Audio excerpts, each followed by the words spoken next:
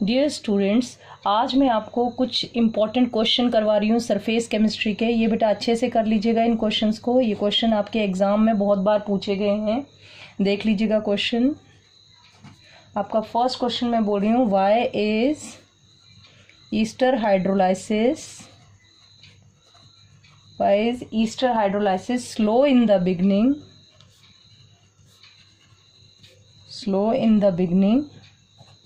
Clear students, जब हम Easter का हाइड्रोलाइसिस करते हैं तो बिगनिंग में वो स्लो होता है, ठीक है कि नहीं। एंड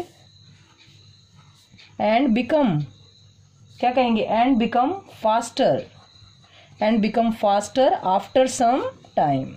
और कुछ टाइम बाद जो है वो आपका कैसा हो जाता है बेटा, फास्टर हो जाता है। तो इसका रीज़न बताइएगा, क्या रीज़न है कि ईस्टर हाइड्रोलाइसिस बिगनिंग में स्लो होता है और कुछ टाइम के बाद फास्ट हो जाता है। तो ध्यान से सुनिएगा बेटा, जब हम ईस्टर का हाइड्रोलाइसिस करते हैं, आंसर में सुनिएगा, इन ईस्टर हाइड्रोलाइसिस, आपको पहले तो प्रोडक्ट पता होना चाहिए, एंड एन एसिड एंड क्या बनता है आपका, alcohol are formed. An acid and alcohol are formed. Clear बेटा, एज ए प्रोडक्ट। क्लियर हो गया कि नहीं, are formed as a product. तो अब जरा रिएक्शन देख लीजिएगा। ये आपका ईस्टर ले लिया मैंने, RCOOR, ये आपका ईस्टर है। जब हम इसका क्या करवाते हैं बेटा, हाइड्रोलाइसिस। जब ईस्टर का हम हाइड्रोलाइसिस करवाते हैं तो ये हमें देता है क्या बेटा, RCOOH।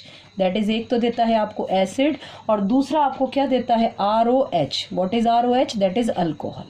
मीन्स एक आपको एसिड देता है और दूसरा क्या देता है, अल्कोहल। तो इसमें ये जो बनने वाला एसिड है बेटा, ध्यान से सुनिएगा, ये जो आपका एसिड बन रहा है RCOOH, ये आपका एसिड जो है ये रिलीज करता है H पॉजिटिव आयन, ठीक है कि नहीं। और ये जो H पॉजिटिव आयंस हैं ये एक्ट करते हैं as a autocatalyst. Autocatalyst means ये इस रिएक्शन के लिए खुद एज ए कैटलिस्ट काम करने लग जाते हैं। क्लियर हो गया ना स्टूडेंट्स, खुद इस रिएक्शन के लिए एज ए कैटलिस्ट काम करने लग जाते हैं। तो हम क्या बोलेंगे इसमें, एसिड विल रिलीज, जो प्रोडक्ट में आपका एसिड बना है ये क्या रिलीज करता है, H पॉजिटिव आयन, ठीक है कि नहीं, H positive ion in the solution. Clear हो रहा है स्टूडेंट, जो एसिड बना will release H positive ion in the solution which act as, कैसे काम करता है, which act as autocatalyst. Means जहां प्रोडक्ट ही रिएक्शन को कैटालाइज करे, ऑटो कैटलिस्ट। क्लियर हो गया ना स्टूडेंट्स, फॉर द रिएक्शन। इसी वजह से क्या होता है, ध्यान से सुनिएगा, that's why hydrolysis is slow in the beginning. Clear हो गया, and become fast later on.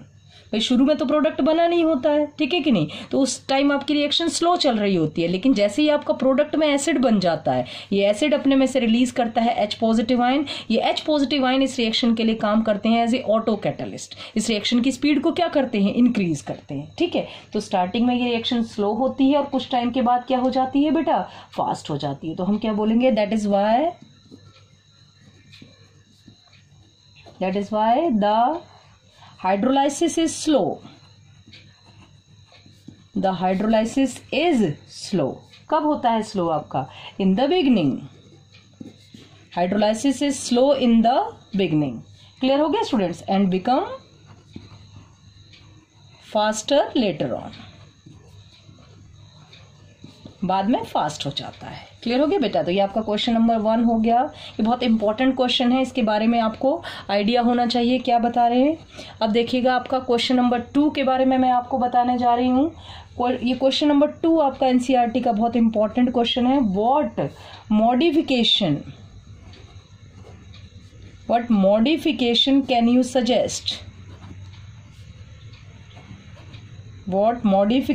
Can you suggest, किसके लिए, फॉर हार्डी-स्कूलजे रूल।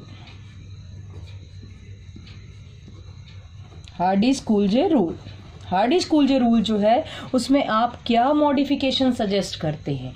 तो ध्यान से सुनिएगा बेटा, सबसे पहले तो आपका हार्डी-स्कूलजे रूल क्या कहता है, कोएगुलेशन जो होता है किसी भी कोलॉइडल सॉल्ट का, वो कब होता है, जब हम उसमें अपोजिटली चार्ज आयंस मिलाते हैं, किसके, इलेक्ट्रोलाइट के। ठीक है, मतलब जब अपोजिट चार्ज आयंस आपस में मिलते हैं तो वो क्या करते हैं, कोएगुलेशन, या किस फॉर्म में आ जाता है कोलॉइडल सॉल आपका, पीपीटी के फॉर्म में। क्लियर हो गया ना। तो उन्होंने कहा कि देखो बेटा, ये जो कोएगुलेशन है, ठीक है, हार्डी-शुल्जे रूल तो क्या कहता है आपका, हार्डी-शुल्जे रूल कहता है कि द क्या न्यूट्रलाइजेशन ऑफ ए किसका, colloidal sol can be done by opposite charge ion. The opposite charge ions डालेंगे आप इलेक्ट्रोलाइट के तो उसका क्या हो जाएगा, कोएगुलेशन, या वो पीपीटी फॉर्म में आ जाएगा। तो भाई क्या है, प्लस को माइनस से या माइनस को प्लस से ही तो हम न्यूट्रलाइज कर रहे हैं। तो अगर हम दो कोलॉइडल सॉल को मिला दें, एक आपका पॉजिटिव चार्ज है और एक नेगेटिव चार्ज है, समझ गए बेटा, एक पॉजिटिव चार्ज और एक नेगेटिव चार्ज, तो भी तो आपका कोएगुलेशन हो जाएगा अगर प्रॉपर अमाउंट में मिलाएं। तो हम क्या मॉडिफिकेशन सजेस्ट करेंगे हार्डी-शुल्जे रूल में, देख लीजिएगा ध्यान से बेटा। व्हेन, क्या लिखेंगे इसका आंसर हम, व्हेन अपोजिटली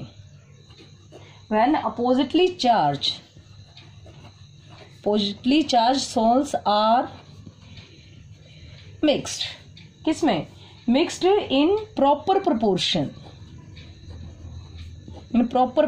भाई एक कोलॉइडल सॉल्यूशन पॉजिटिवली चार्ज वाला ले लिया, दूसरा नेगेटिव चार्ज, अगर उन अपोजिटली चार्ज कोलॉइडल सॉल को हमने मिक्स कर दिया प्रॉपर प्रोपोर्शन में, ठीक है कि नहीं बेटा। जैसे ही हम उनको प्रॉपर प्रोपोर्शन में मिक्स करते हैं तो वो क्या कर देंगे, एक दूसरे के चार्ज को क्या कर देंगे, न्यूट्रलाइज, ठीक है ना, proportion to neutralise the charge, proper proportion to neutralise the charge. Clear हो गया ना बच्चों, किसमें, न्यूट्रलाइज द चार्ज किसका, ऑफ ईच अदर, एक दूसरे के चार्ज को न्यूट्रलाइज कर देते हैं, ठीक है कि नहीं, जिसकी वजह से क्या हो जाता है, the coagulation of both the souls occur, the coagulation of both the souls occur. Clear हो गया बच्चों, समझ में आया कि नहीं। तो हार्डी-शुल्जे रूल तो ये कहता है कि कोलॉइडल सॉल कैन बी क्या, न्यूट्रलाइज या coagulate by adding oppositely charge ions of electrolyte, ठीक है। तो अगर हम दो कोलॉइडल सॉल को ही मिक्स कर दें, ठीक है, एक पॉजिटिव चार्ज वाला एक नेगेटिव अपोजिट चार्ज वाले, दो कोलॉइडल सॉल को मिक्स कर दें इक्वल प्रोपोर्शन में, तो वो भी एक दूसरे को न्यूट्रलाइज कर देंगे कि नहीं, एक दूसरे के चार्ज को, और कोएगुलेशन हो जाएगा, पहले कोलॉइडल सॉल का भी और दूसरे का भी हो जाएगा।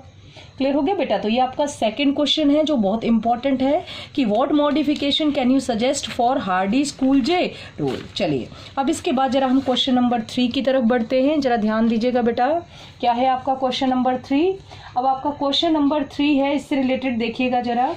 ये क्वेश्चन भी आपका बहुत इंपॉर्टेंट है बेटा, और ये बहुत बार बोर्ड के एग्जाम में पूछा गया है, बहुत बार पूछा गया, इसलिए कह रही हूँ वेरी इंपॉर्टेंट। एक 3 मार्क्स का क्वेश्चन आपका इस यूनिट में से आता है, और ये क्वेश्चन काफी टाइम बोर्ड के एग्जाम में हुआ है।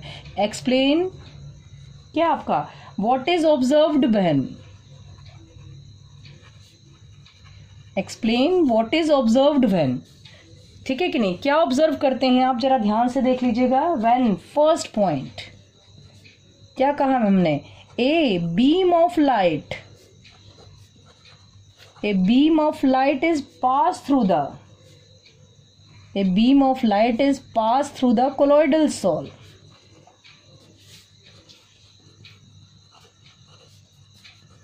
ठीक है, जब हम एक कोलॉइडल सॉल में से बीम ऑफ लाइट को पास करते हैं तो बताओ क्या होता है।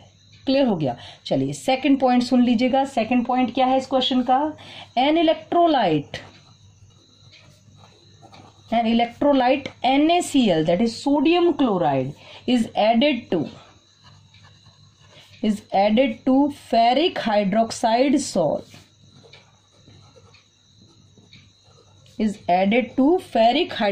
salt, एक इलेक्ट्रोलाइट ऐड कर दे हम किसमें, फेरिक हाइड्रोक्साइड सॉल्ट में। ठीक है, अब मैं आपको 3 पॉइंट लिखा रही हूं यहाँ पर। ये 3 नंबर का क्वेश्चन बहुत बार जो एग्जाम में आपका आया हुआ है। Electric current, third question, electric current is pass through colloidal sol.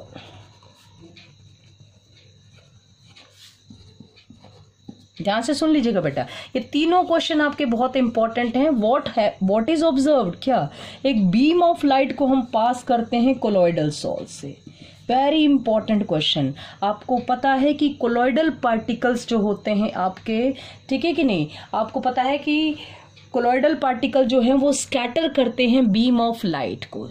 ठीक है, कोलॉइडल सोल्यूशन में से जब भी हम लाइट को पास करते हैं तो लाइट का पाथ हमें विजिबल होता है, और इस इफेक्ट को हम कहते हैं टिंडाल इफेक्ट। क्या कहते हैं बेटा? Tyndall effect. तो आप क्या बोलोगे? When a beam of light, क्या आंसर हो जाएगा इस क्वेश्चन का?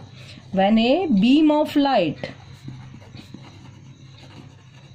Is pass through, beam of light is pass through colloidal sol. ठीक है कि नहीं? जब हम एक बीम ऑफ लाइट को कोलॉइडल सॉल में से पास करेंगे, it will scatter the beam of light.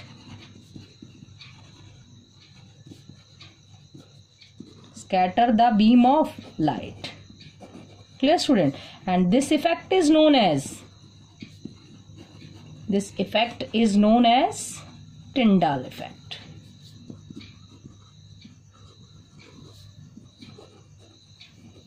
ठीक है स्टूडेंट्स, तो जो कोलॉइडल पार्टिकल जो होते हैं उनका साइज इतना होता है कि जब भी आप इनमें से लाइट को पास करते हैं तो ये स्कैटर करते हैं बीम ऑफ लाइट को, या लाइट का पाथ विजिबल होता है जब भी हम उसे कोलॉइडल सॉल में से पास करते हैं। इस इफेक्ट को नाम देते हैं टिंडल इफेक्ट। तो ये आपका एक क्वेश्चन कंप्लीट हो गया बेटा, beam of light is pass through colloidal sol. Very important question. चलिए सेकंड क्वेश्चन की तरफ बढ़ते हैं। क्या है आपका second question? An electrolyte NaCl is added to ferric hydroxide sol. ध्यान से सुनिएगा, आपका सॉल किसका है? फेरिक हाइड्रोक्साइड का। तो ध्यान से सुनो बेटा, फेरिक हाइड्रोक्साइड का जो सॉल होता है, देखो मैं आपको बना के दिखाती हूँ, इस तरह से होता है। ये होता है आपका फेरिक हाइड्रोक्साइड का सॉल।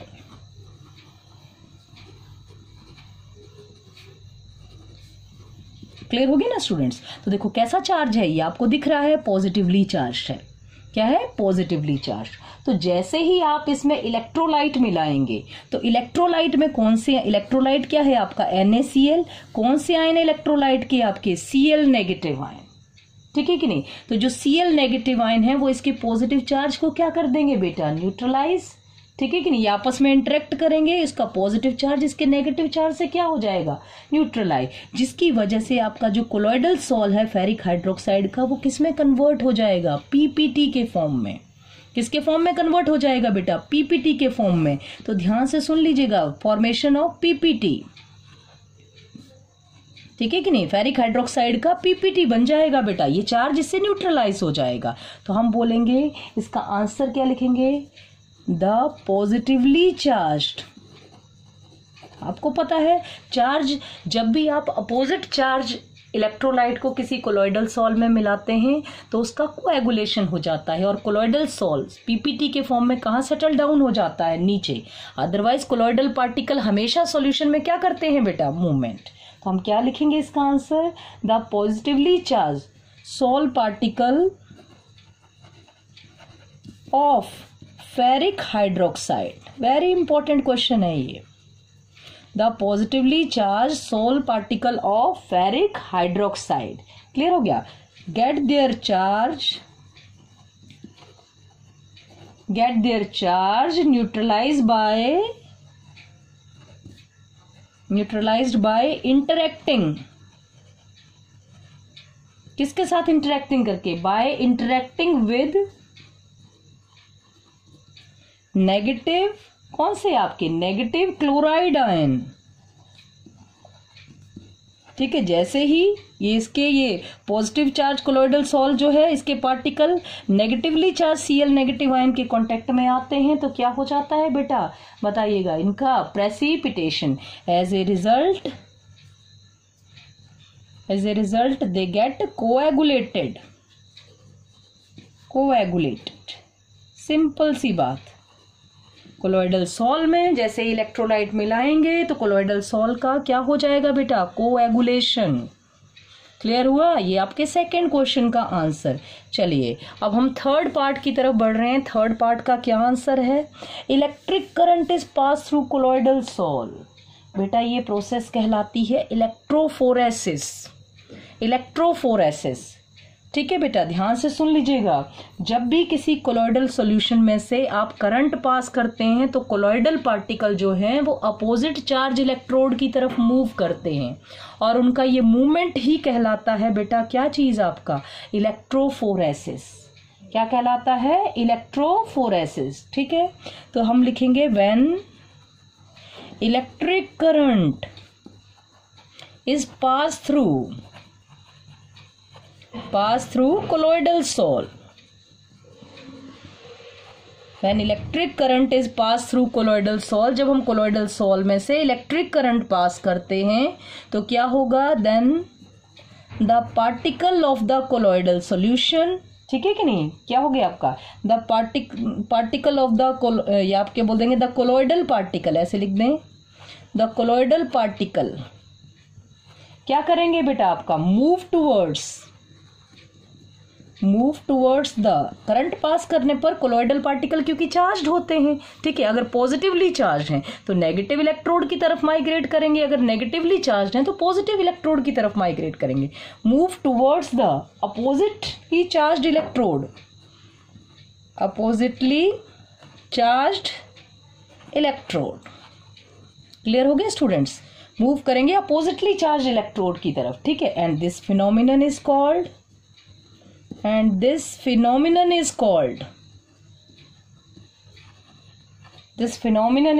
क्या कहलाता है बेटा? ये इलेक्ट्रोफोरेसिस। क्या कहते हैं? कोलॉइडल पार्टिकल के अपोजिट इलेक्ट्रोड की तरफ माइग्रेट करने को, इसको हम कहते हैं क्या बेटा? इलेक्ट्रोफोरेसिस। तो ये जब क्वेश्चन आते हैं तो beam of light is pass through colloidal sol, scattering of light. Effect का नाम जरूर लिखना है जब इन क्वेश्चन का आंसर पूछा जाए, क्या है? टिंडल इफेक्ट, ठीक है। और जब कोलॉइडल सोल में इलेक्ट्रोलाइट डाला जाए तो हम बोलेंगे क्या हो जाएगा? कोएगुलेशन। इसी तरह से अगर हम कहें करंट पास करेंगे कोलॉइडल सोल में से तो colloidal particle move towards opposite electrode, क्या कहेंगे इस प्रोसेस को हम? इलेक्ट्रोफोरेसिस। क्या कहेंगे बेटा? इलेक्ट्रोफोरेसिस। तो चलिएगा, एक इम्पॉर्टेंट क्वेश्चन और हो गया। इसके बाद जरा हम एक और इम्पॉर्टेंट क्वेश्चन को डिस्कस करने जा रहे हैं। ये क्वेश्चन भी आपका बोर्ड एग्जाम में आ चुका है अभी। देखिएगा बेटा जरा ध्यान से, ये क्वेश्चन भी आपका बहुत इंपॉर्टेंट है। मैं यहाँ पर आपका क्वेश्चन लिख रही हूँ, देख लीजिएगा। क्वेश्चन नंबर 4 आपका देखिएगा, मैं कह रही हूँ एक colloidal solution of AgI is prepared bye, हम AgI का कोलॉइडल सॉल्यूशन प्रिपेयर कर रहे हैं बाय टू डिफरेंट मेथड्स। देख लीजिएगा बेटा, क्या लिख रही हूं मैं? A colloidal solution of AgI is prepared by two different method, ठीक है, एज शोन बिलो, जो नीचे दिखाए गए हैं उसके अकॉर्डिंग। कैसे? ये देखिएगा बेटा, ये 2 टेस्ट ट्यूब बनी है, ठीक है कि नहीं? ये फर्स्ट टेस्ट ट्यूब है, ये आपकी सेकंड टेस्ट ट्यूब है। ये बेटा अभी ये लास्ट टू लास्ट ईयर ये आपके एग्जाम में क्वेश्चन था, सेम यही क्वेश्चन था आपका। ये देखिएगा, ये यहां पर मैंने आपका एक्वस सॉल्यूशन लिया हुआ है KI का, और इस टेस्ट ट्यूब के अंदर ध्यान से सुनिएगा बेटा, मैंने इस टेस्ट ट्यूब के अंदर मैंने आपका एक्वस सॉल्यूशन लिया है किसका? AgNO3 का। और इस first test tube, this is test tube A, ये आपकी A है, और ये क्या है आपकी? Test tube B। क्लियर हो गया स्टूडेंट्स? तो यहां फर्स्ट में मैं क्या डाल रही हूं? आपका AgNO3। क्या ऐड किया बेटा मैंने? AgNO3। और जो आपका सेकंड टेस्ट ट्यूब है इसके अंदर मैंने ऐड किया है आपका KI। क्या ऐड किया है बेटा मैंने? KI। अब क्वेश्चन देखिएगा, फर्स्ट क्वेश्चन क्या है आपका? ध्यान से सुनिएगा कि what is the charge of colloidal particle? What is the charge of colloidal particle in the two test tube? दो टेस्ट ट्यूब जो दी हैं आपकी, ठीक है कि नहीं? पहली क्या है आपकी A एंड क्या हो गई आपकी B। ये पहला क्वेश्चन कि चार्ज क्या है कोलॉइडल पार्टिकल का, जो आपके टेस्ट ट्यूब A और B में सॉल्यूशन लिए हैं उनके ऊपर कोलॉइडल पार्टिकल। सेकंड आपका क्वेश्चन कहता है कि give reason for origin of charge, give reason for origin of charge। क्या रीजन है कि आपका इनके ऊपर चार्ज ओरिजिनेट होता है? तो ध्यान से सुनिएगा बेटा, आपने एक थ्योरी पढ़ी है प्रेफरेंशियल एड्सॉर्प्शन ऑफ आयंस, ठीक है कि नहीं, प्रेफरेंशियल एड्सॉर्प्शन ऑफ आयंस, ठीक है कि नहीं। तो सबसे पहले मैं आपको फर्स्ट क्वेश्चन का आंसर दे रही हूं। फर्स्ट क्वेश्चन का आंसर देखिएगा कि what is the charge on the colloidal particle in the two test tube A and B, ठीक है। तो सबसे पहले तो आपकी टेस्ट ट्यूब ए के बारे में बता रही हूं। ए में आपका जो कोलॉइडल सोल है वो होता है आपका नेगेटिव सोल। पहले तो मैं आपको डायरेक्ट आंसर लिख दे रही हूं, बाद में मैं आपको इसका जब रीजन बताऊंगी ना ओरिजिन ऑफ चार्ज का, तो आपको ये भी समझ आ जाएगा कि फर्स्ट आपका नेगेटिव सोल क्यों है और सेकेंड आपका पॉजिटिव सोल क्यों है। मिक्स देखो KI और AgNO3 को ही किया, बस देखो डालने में डिफरेंस है, तो उसी के बेस पर फर्स्ट आपका नेगेटिव सोल है, ए टेस्ट ट्यूब जो है वो आपकी नेगेटिव है और जो बी है वो आपकी कैसी है बेटा, पॉजिटिव सोल है। क्लियर हो गया कि नहीं। अब देखो ध्यान से सुनिएगा कि ओरिजिन ऑफ चार्ज किसके ऊपर डिपेंड करता है, सेकंड क्वेश्चन का आंसर, ये आपका आंसर स्टार्ट है यहाँ से। अब आपको अभी समझ नहीं आया होगा कि नेगेटिव क्यों कहा, इसे पॉजिटिव क्यों कहा। अब आप सेकंड क्वेश्चन का आंसर सुनिएगा कि इन पर चार्ज क्यों ओरिजिनेट होता है, उससे आपको पता चल जाएगा कि फर्स्ट नेगेटिव और सेकंड पॉजिटिव, ठीक है। तो अब ध्यान से सुनिएगा बेटा, the origin of the charge, ये पढ़ते जाएंगे तो आपको समझ आता जाएगा। द ओरिजिन ऑफ चार्ज, ध्यान से सुन लीजिएगा बेटा, the origin of charge is the selective adsorption of ions from the dispersion medium। ध्यान से देखिएगा बेटा, from the dispersion medium, the origin of charge is the selective adsorption of ion from the dispersion medium। dispersion medium में से selective ion को adsorb करना, इस पर बेस्ड होता है आपका कोलॉइडल सोल पर क्या बेटा, चार्ज, कि कौन सा चार्ज पाया जाएगा। समझ में आ रहा है ना बेटा, किस पर डिपेंड होता है चार्ज आपका, selective adsorption of ion from the dispersion medium, ठीक है कि नहीं। तो आपका क्या कहता है ये, ध्यान से सुनिएगा, the particle of the dispersed phase, the particle of the dispersed phase adsorb only those ions preferentially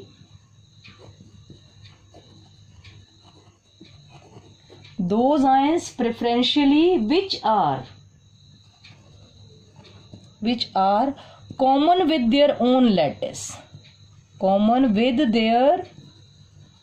lattice, जो उनके ओन लैटिस के साथ कॉमन होते हैं, उन्हीं को डिस्पर्स्ड फेज के पार्टिकल अपने चारों तरफ एड्सॉर्ब करते हैं। ध्यान से सुन लीजिएगा बेटा।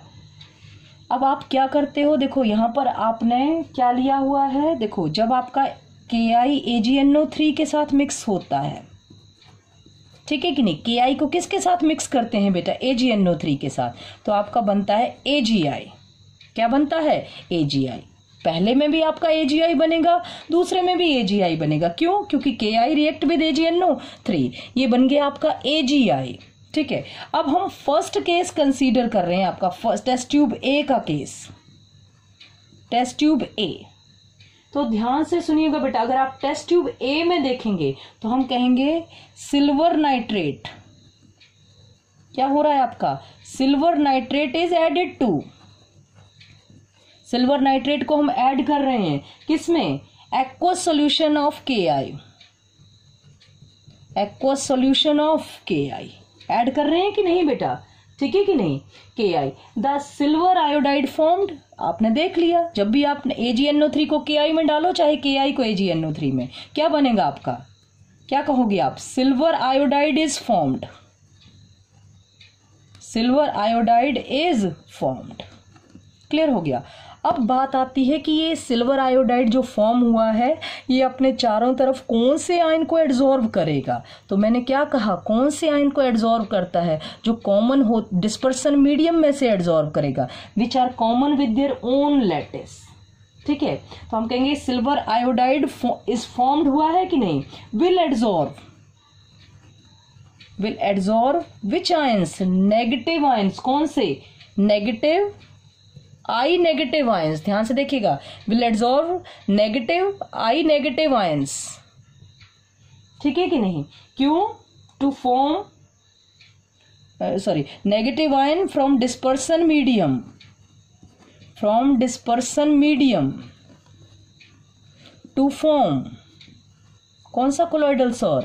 बताइएगा, negative colloidal sol, negative colloidal sol. अभी भी नहीं समझ आया हो तो देखिएगा बेटा, जैसे ही AgNO3 को आपने KI में डाला, क्या बन गया? AgI बना कि नहीं? अब डिस्पर्सन मीडियम, ये है यहाँ पर dispersion medium, KI is dispersion medium. अब बताओ डिस्पर्सन मीडियम के कौन से आयंस जो हैं आपके AgI के साथ कॉमन हैं? यही कहता है ना कि adsorption of ion from the dispersion medium, the particle of dispersed phase adsorb only those ion which are common with their own lattice. तो AgI के साथ कौन से आयन कॉमन है डिस्पर्सन मीडियम के? बताइएगा बेटा, I नेगेटिव। बताओ तो AgI कौन से आयंस को एड्सॉर्ब करेगा?